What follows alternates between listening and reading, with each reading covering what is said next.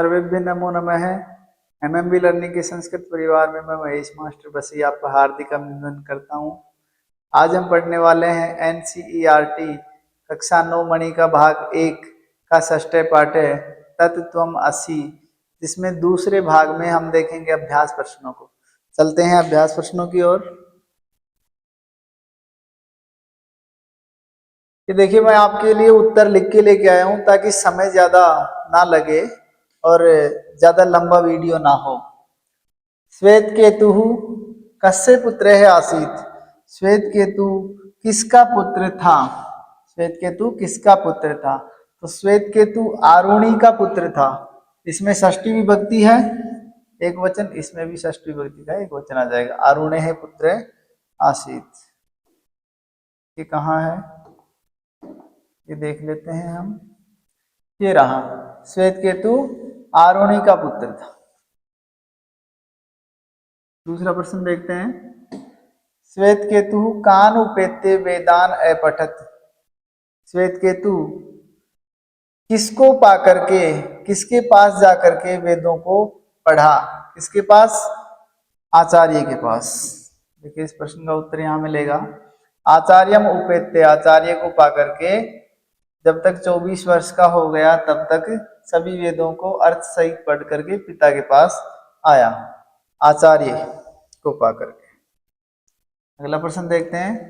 पिता केन तत्व ज्ञानम प्रतिपादयति?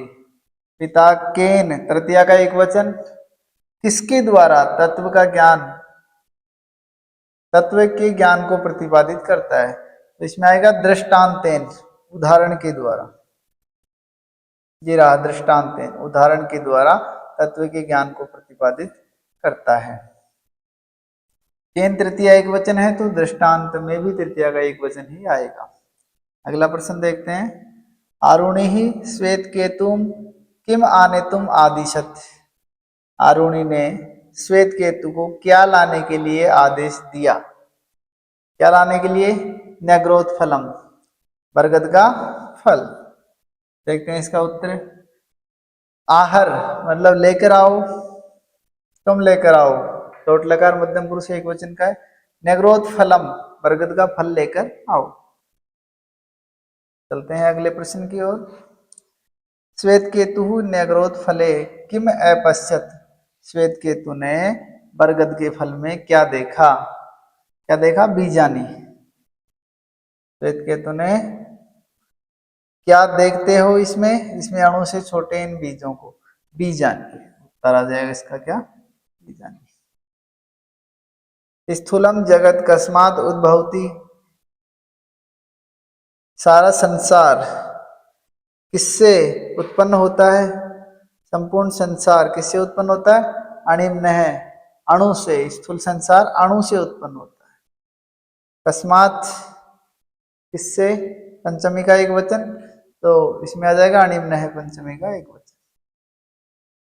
अणिम्न है, देखो ये मिलेगा। अणिम्न है, अणु से ही स्थूल जगत उत्पन्न होता है। चलते हैं अगले प्रश्न की ओर। पिता न्यग्रोथ फलस्य दृष्टांतेन किम प्रतिपादयति? पिता बरगद के फल के उदाहरण के द्वारा क्या प्रतिपादित करता है? क्या प्रतिपादित करते हैं? तत्व का ज्ञान। देखिए, ये रहा, तत्व के ज्ञान को प्रतिपादित करते हैं। ये आपके वन वर्ड वाले हो गए, एक पदेन उत्तरत वाले। अब चलते हैं आगे। पूर्ण वाक्य में जो उत्तर है वो पूछ रहा है उन प्रश्नों की ओर। ये पूर्ण वाक्य में उत्तर लिखिए। श्वेत केतु विद्या प्राप्ते किम अमन्नत? श्वेत केतु विद्या प्राप्त करके किम अमन्नत, क्या माना? श्वेत केतु ने विद्या प्राप्त करके क्या माना? देखते हैं इसका उत्तर कहाँ है। उसने माना कि अहम सर्वश्रेष्ठ है। ये रहा, सर्वश्रेष्ठ अहम। इसका उत्तर हम कैसे लिखेंगे? श्वेत केतु विद्या प्राप्य अमन्नत यत अहम सर्वश्रेष्ठ, ऐसे इसका उत्तर लिख देंगे। दूसरा प्रश्न देखिए। आरुणि ही श्वेत केतुम कम प्रश्नम अपृच्छत? आरुणि ने श्वेत केतु को क्या प्रश्न पूछा? आरोणी श्वेत केतु को पूछता है कि क्या तुम जानते हो जो जिसके सुनने मात्र से न सुना हुआ भी सुना हुआ हो जाता है, न माना हुआ भी माना हुआ हो जाता है, न जाना हुआ भी जाना हुआ हो जाता है। ये प्रश्न उसको पूछता है। जानासि किम तत्, इसका उत्तर कैसे लिखेंगे? आरुणि श्वेत केतुम प्रश्नम पृच्छत। प्रश्न क्या पूछा? जानासि किम तत् एन श्रुतेन अन्यत अश्रुतम अपि श्रुतम भवति अमतम मतम अविज्ञातम च विज्ञातम भवति। प्रश्नम पृच्छत, ये प्रश्न पूछा। ये लिखेंगे आरुणि श्वेत केतुम, ये लिख देंगे और उसके बाद में ये लिख के फिर प्रश्नम पृच्छत, ये प्रश्न पूछा। अगला प्रश्न देखिए, सर्वेषु देहेषु कह अस्ति यह अजरह अमरह, सभी के शरीरों में क्या है जो अजर और अमर है, जो कभी बूढ़ा नहीं होता है और कभी मरता नहीं है? क्या है? आत्मा। आया था? आत्मा, आत्मा है जो कभी बूढ़ा नहीं होता है। आत्मा पुल्लिंग का है, ध्यान रखना, संस्कृत में, हिंदी में वो स्त्रीलिंग का है। वस्तुतः वट बीज कह तिष्ठति, वास्तव में बरगद के बीज में क्या रहता है, क्या निवास करता है? देखिए इसका उत्तर मिलेगा, ये रहा, वट बीजे महान स्थूल है शाखादिमान न्यग्रोथ है वट उत्पन्न संतिष्ठति, ये इसका उत्तर हो जाएगा। तो उत्तर कैसे लिखेंगे? वस्तुतः वट बीजे, उसके बाद में महान स्थूल शाखादिमान न्यग्रोथ है वट उत्पन्न संतिष्ठति, यहां ऐसे कैसे लिखेंगे? जगति किम सत अस्ति, संसार में क्या सत्य है? आत्मा ही सत्य है। आया था? तत्व सत, वही सत्य है, अर्थात आत्मा के लिए। तत् किसके लिए आया है? आत्मा के लिए आया है यहाँ तत्, वही सत्य है। ये हो गए हमारे पूर्ण वाक्य वाले प्रश्न। अब चलते हैं हम प्रश्न निर्माण की ओर। देखिए, आरुणि श्वेत केतो हो पिता आसीत, आरुणि श्वेत केतु का पिता था। श्वेत केतो हो षष्ठी विभक्ति का एक वचन है पुल्लिंग में, तो कस्य लगा देंगे, कस्य कयो केशाम कस्मिन कयो केशु, षष्ठी विभक्ति का एक वचन। आरुणि किसका पुत्र था? ऐसे। दूसरा प्रश्न देखिए, श्वेत केतु आचार्यम उपेत्य वेदान पठत, श्वेत केतु आचार्य को पाकर के वेदों को पढ़ा, आचार्य के पास जाकर तो किसको आकर के या किसके पास जाकर के, तो क्या होगा इसको, क्या होगा? श्वेत केतु ने किसको पा करके वेदों को पढ़ा, तो ये द्वितीय का एक वचन है, कह कहोगे कम, कम आ जाएगा द्वितीय का एक। द्वा 10 वर्षीयम तम पुत्र आरुणि ही हुआ, 12 वर्षीय उस पुत्र को आरुणि ने बोला या आरुणि ने कहा। तो 12 वर्षीय उस पुत्र को किसने कहा? कर्ता कारक प्रथम विभक्ति एक वचन पुल्लिंग में आ जाएगा, कह कहो के। ये किम सर्वनाम शब्द के रूप याद कर लेना। श्वेत केतु वेदान आदित्य आगच्छत, श्वेत केतु वेदों को पढ़ करके आया। तो किन को पढ़ करके आया? को कौन सा कारक है?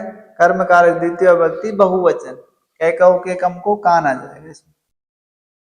विद्याम प्राप्य सह आत्मानम सर्वश्रेष्ठम एमन्नत, विद्या प्राप्त करके वह अपने आप को सर्वश्रेष्ठ माना, उसने अपने आप को सर्वश्रेष्ठ माना। विद्या प्राप्त करके उसने अपने आप को सर्वश्रेष्ठ माना। उसने, किसने? उसने अपने आप को, अपने आप को, कर्ता ने कर्म को, तो कह कहो कि कम को कान, कम आ जाए तो द्वितीय का एक वचन आ जाएगा इसमें, कम। उद्धत स्वभाव से पितु सैकाशम आगच्छत, घमंडी स्वभाव वाला वह पिता के पास आया, तो इसमें पितुहु पिता के पास आया, तो षष्ठी विभक्ति का एक वचन क्या आ जाएगा, कस्य पुल्लिंग। पिता दृष्टांतेन तत्व ज्ञानम प्रतिपादयति, पिता उदाहरण के द्वारा तत्व का ज्ञान प्रतिपादित करता है, तो तत्व के ज्ञान को प्रतिपादित करता है। तो क्या प्रतिपादित करता है, ऐसा कह सकते हैं कि पिता तत्व ज्ञान उदाहरण के द्वारा क्या प्रतिपादित करते हैं, तो किम आ जाएगा इसमें, अव्यय जो पद है वो। श्वेत केतु नग्रोधस्य फलम आहर्ति, श्वेत केतु बरगद का फल लाता है। किसका फल लाता है, तो नग्रोधस्य है, नग्रोधस्य की जगह कस्य आ जाएगा। श्वेत केतु फले बीजानी पश्यति, श्वेत केतु ने फल में बीजों को देखा। फल में पर सप्तमी विभक्ति का एक वचन कस्मीन आ जाएगा। कस्मीन किसमें फल को देखा, सॉरी बीजों को, किसमें बीजों को देखा।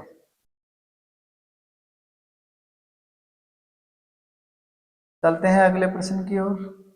ये यथा निर्देशम जो उत्तर हैं, यथा निर्देशम वाले परीक्षा में आते हैं, प्रश्न निर्माण भी आता है। मैं वही प्रश्न करवा रहा हूँ जो आपकी परीक्षा में इंपॉर्टेंट है।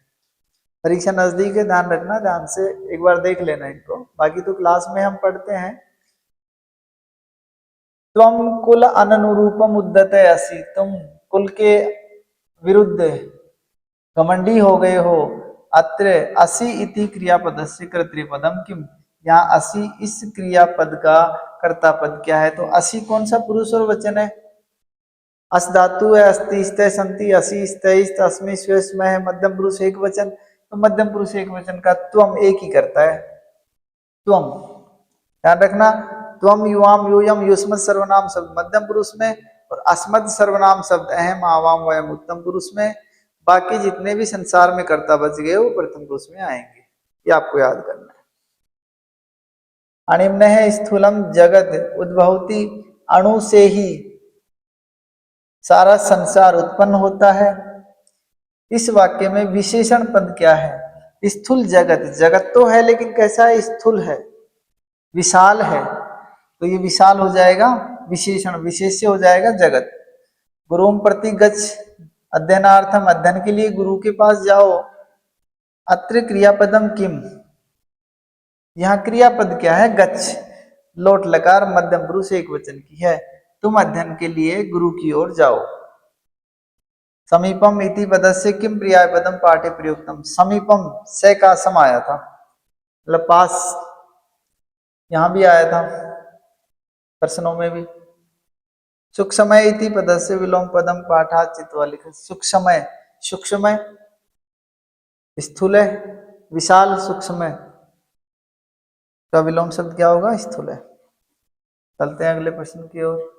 ये जो कथा क्रमानुसार लिखवाता है, ये शेमुसी जो है 122 कोड जो पहले चलती थी उसमें था। अभी हमारे जो सीबीएसई में नया जो पैटर्न है उसके अकॉर्डिंग ये कथा क्रमानुसार की जगह कथा पूर्ति करवाता है।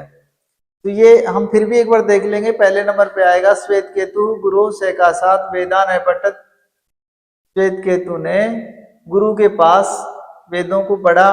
दूसरे नंबर पे आएगा वेदान आदित्य श्वेत केतु अमन्नत अहम सरष्टम, वेदों को पढ़ करके श्वेत केतु ने माना मैं श्रेष्ठ हूं।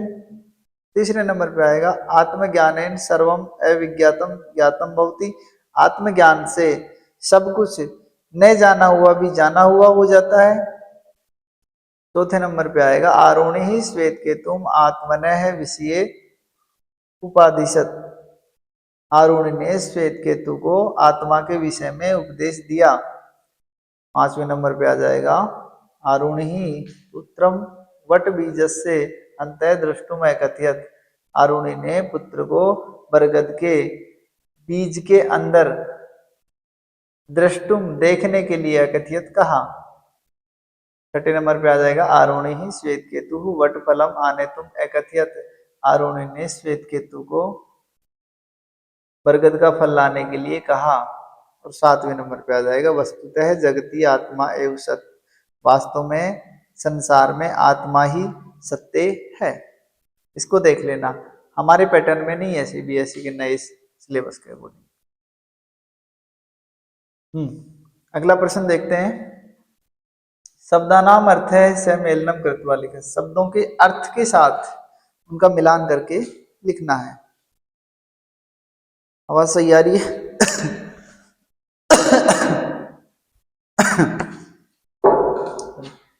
आदित्य, आदित्य मतलब होता है पढ़ करके, लप प्रत्यय है इसमें, पठित्वा इसका मतलब भी पढ़कर है। देखो हो रहा, आहार लेकर आओ, आने लाओ, भिंदी फोड़ो वेदनम करो, अणिम्न है छोटा, सूक्ष्मात अणु से, सूक्ष्म से, उपेत्ते पास जा करके, समीपम गत्वा, ये इसका उत्तर हो गया। ये इसके सामने लिखा करो, क्रॉस मत किया करो। चलते हैं अगले प्रश्न की ओर। ये विलोम शब्द आपके परीक्षा में पूछता है, भाषिक कार्य में विलोम शब्द अर्थ वाला तो एक प्रश्न आता है अलग से, बाकी विलोम शब्द पर्यायवाची, क्रियापद, कर्तापद ये सब आपसे भाषिक कार्य में पूछता है। पठिता उपोधन में पूछता है और पठिता उपोधन में। अनुरूपम का अनुरूपम हो जाएगा, आदित्य का अनादित्य हो जाएगा, मतम का अमतम हो जाएगा, दूरम का सेकासम हो जाएगा, श्रुतम का अश्रुतम हो जाएगा और विज्ञातम का अविज्ञातम हो जाएगा। ये हो गए विलोम शब्द। ये आज की क्लास हमारी होगी लिखने से छोटी। मिलते हैं अगली क्लास में, तब तक के लिए पढ़ते रहो। धन्यवाद।